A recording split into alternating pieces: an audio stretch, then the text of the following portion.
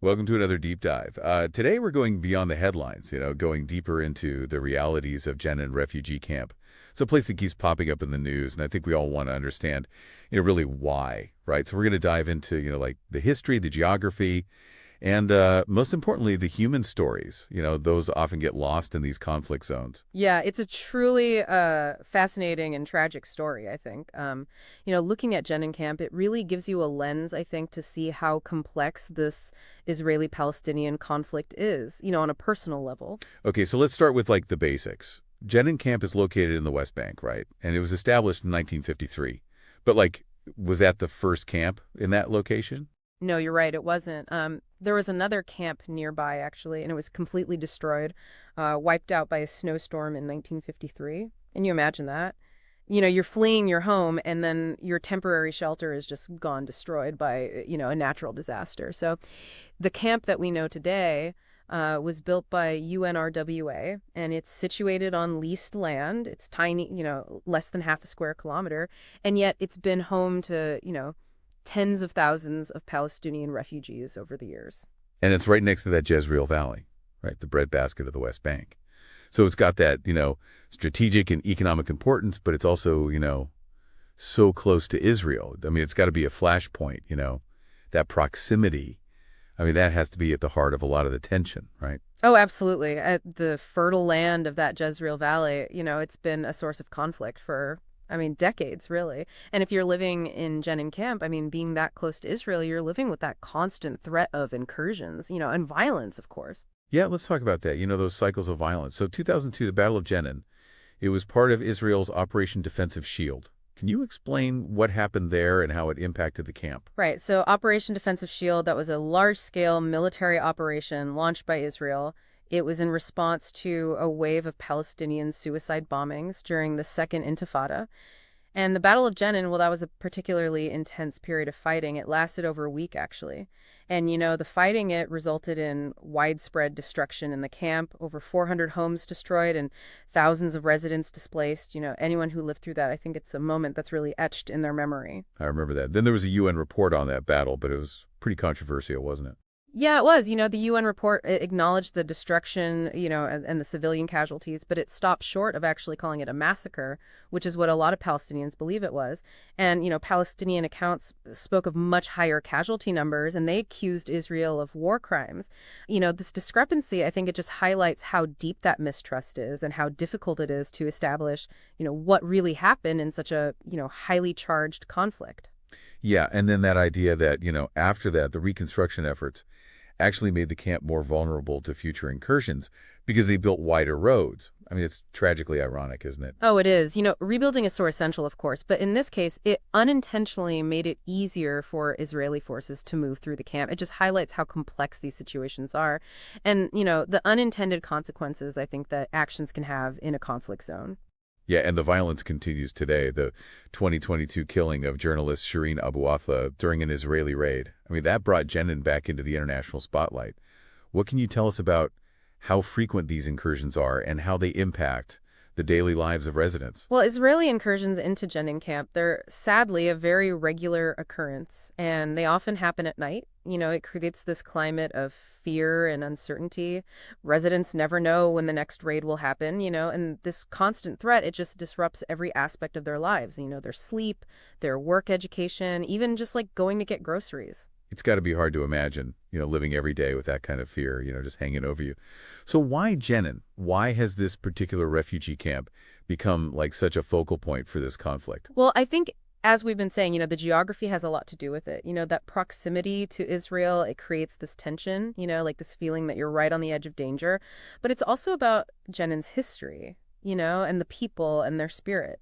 Right, because Jenin City itself has this long history of resistance, like dating back centuries, right? Exactly. Palestinians call it the martyr's capital, and Israelis call it the hornet's nest. These names, I think they reflect just how symbolically important this place is. Jenin won't back down. And that spirit of resistance, it's led to the emergence of armed groups within the camp, right? Like the Jenin brigades. Yeah, and they see themselves as, the only defense against these Israeli incursions. They believe that they have to protect themselves, because they feel abandoned by the Palestinian Authority. And of course, when you have these armed groups present, it just makes Israel more anxious, and that increases, the likelihood of further incursions. Yeah, it's just this vicious cycle, each side just reacting to the other, and the residents are the ones caught in the middle. But we can't forget that, behind all the headlines and the politics are real people living real lives. What are some of the stories that, really illustrate the human cost of this conflict?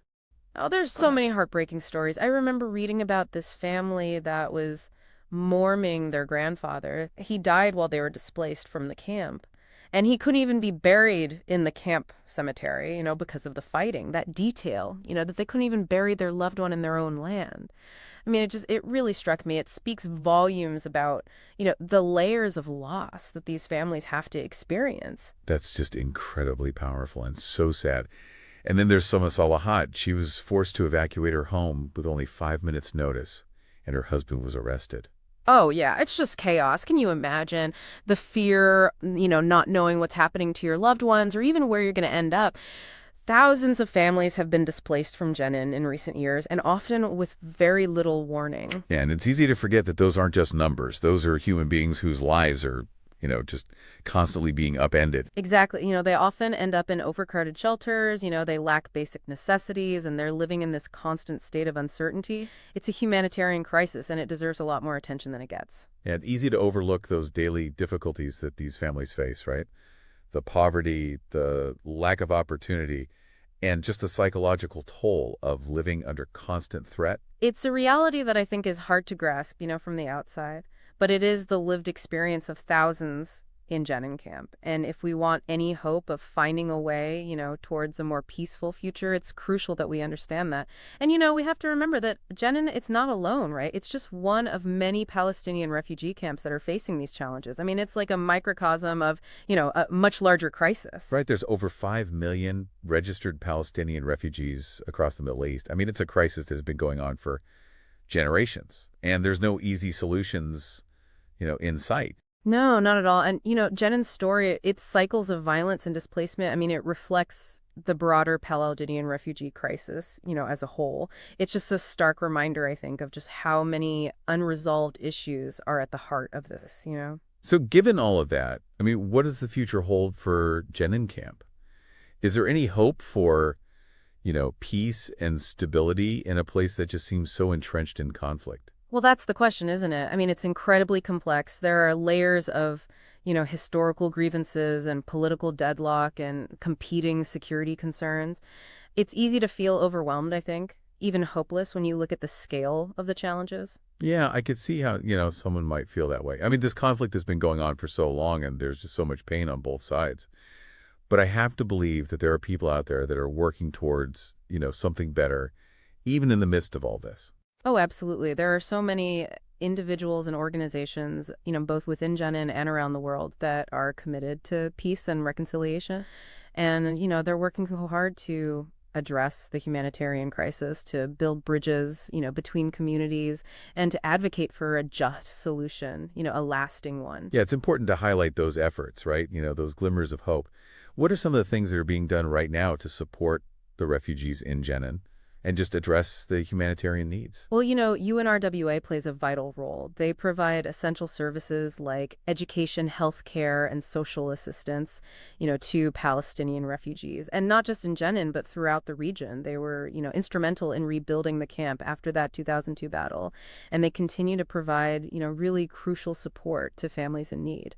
And they're not alone, right? I mean, there are other groups that are working, on the ground as well. Yeah, for sure. There are lots of, international NGOs and local organizations that are working so hard in Jenin. They provide food aid, clean water sanitation and psychological support to, those affected by trauma and displacement. And their work is just invaluable. They're providing a lifeline, for people who have lost so much. Yeah, it's like a reminder that even in, the midst of this conflict, that human compassion and solidarity, it can still come through. And that's so important to remember. It's easy to get, caught up in the politics and the violence. But ultimately, this is about people's lives, people who deserve dignity and security and a chance, to build a better future. That brings us back to, the bigger picture. I mean, what are the possible paths towards peace, not just in Jenin, but in the wider, Israeli-Palestinian conflict? And that's the question that's been debated for decades. And there are no easy answers. Some people advocate for that two-state solution, with an independent Palestinian state alongside Israel.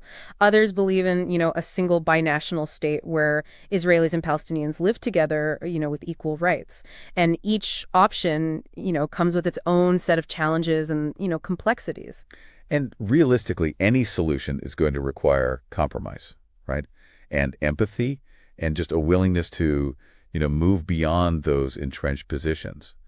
And that's got to be hard in a conflict, as deeply rooted as this one. Oh, it is. But I think it's essential that we keep that dialogue going, and keep searching for some common ground and support those people that are working towards a peaceful future.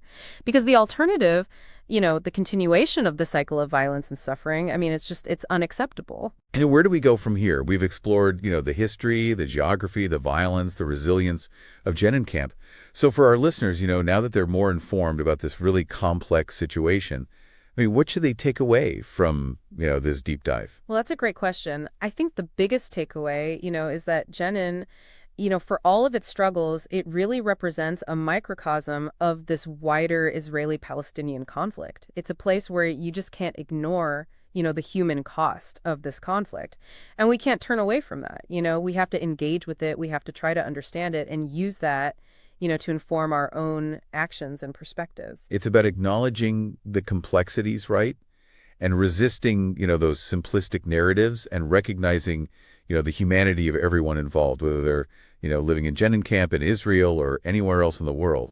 Exactly. And, we've provided a lot of information in this deep dive, but it's really just a starting point. And we encourage our listeners to keep exploring and seek out those different perspectives and engage in constructive dialogue about how we can contribute, to a more just and peaceful future. It feels like, we've only just scratched the surface here. There's just so much more to learn about Jenin, about, the lives of the refugees, the complexity of this conflict. It just seems to go on forever. It's true. We could probably talk for hours and hours unpacking, all the different aspects of this. But hopefully this has given you a better understanding of, what's happening in Jenin, why it matters, and how it reflects, that broader Israeli-Palestinian conflict. Yeah, and for me, I think the thing that stands out the most is just the resilience, of the human spirit. I mean, even when faced with, overwhelming adversity, people find a way, right, to cope, to connect, to just keep that hope alive.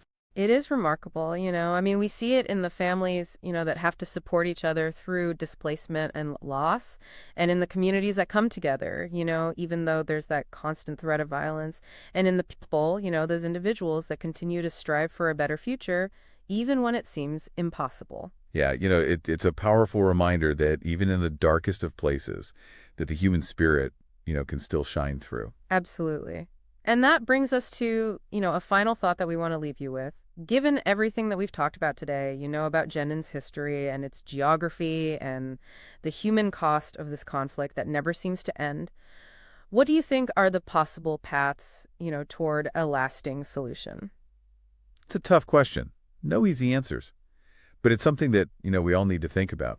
Yeah, I mean, how can international actors, play a more effective role? How can they address those root causes of the conflict and support, the well-being of Palestinian refugees? What can we do, as individuals to, promote dialogue and understanding and just work towards a, just a bit resolution? We don't have all the answers, but, we believe that understanding Jenin's story, that's a crucial step in finding them. So thanks for joining us on this deep dive. We hope that it's, sparked your interest to learn more and to really engage with this important issue.